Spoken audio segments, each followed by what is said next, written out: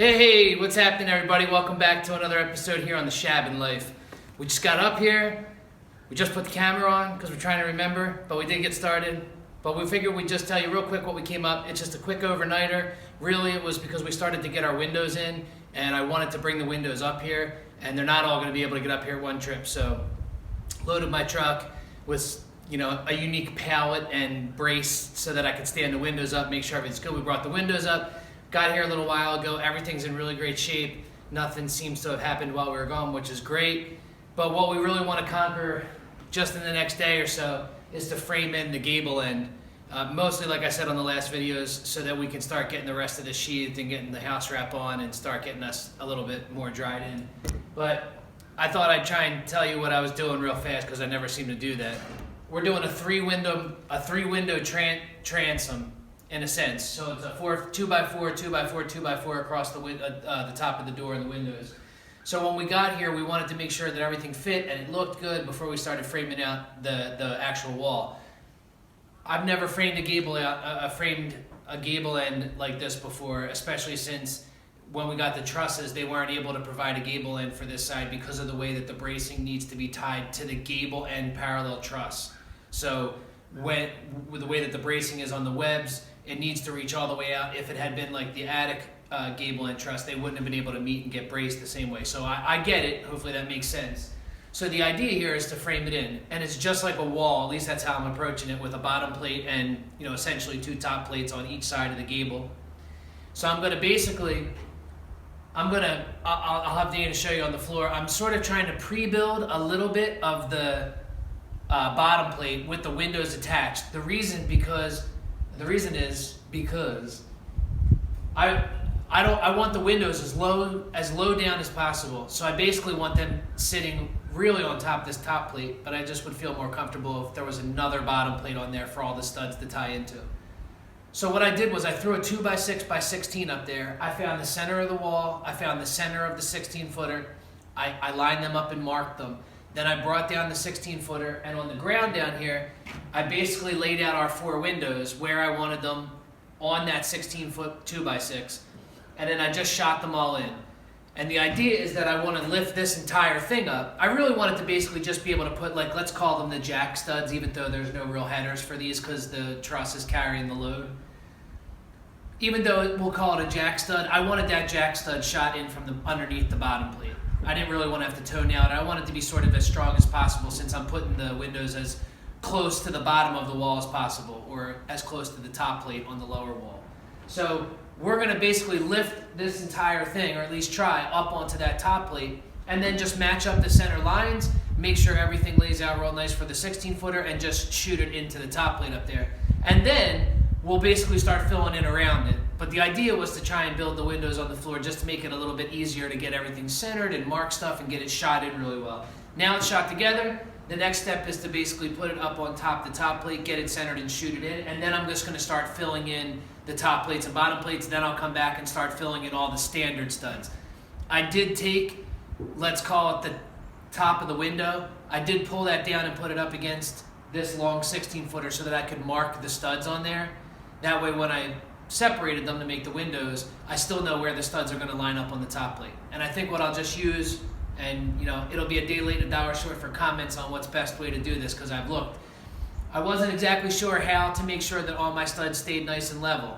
I know that I could have used the level or attached the level to a stud, stood it upright in order to make sure that where my stud sits on the bottom plate, that it goes all the way up, stays nice and plumb and straight all the way up, so that when I'm putting up the sheathing, everything lines up good. I think I'm just going to use a plumb bob and just drop it from where it is on the top, have Dayna basically make sure that it's lined up with where the stud goes on the bottom, either mark the center or an outside. That way I know where to cut my angle to stand everything up. And we'll try and videotape that as I'm going along. But the idea now is to just basically get this one up on the wall, and then I can get that shot in and start measuring to put the rest of the bottom and top plates on.